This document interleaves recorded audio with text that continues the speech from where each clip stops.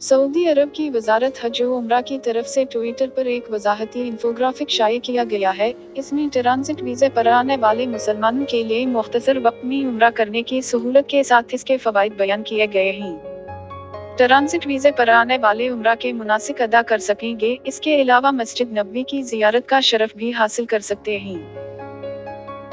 Saudi जहाज़ों का फौरी तौर पर टिकट खरीदते ही उम्रे का मुफ्त वीज़ा भी जारी किया जाएगा, जो 90 दिनों के लिए कारआमद होगा। आमा की मुद्दत कम से कम 4 दिन होगी और सऊदी अरब के इलाकों और शहरों के दरमियान आमद व रफत की सहूलत हासिल होगी।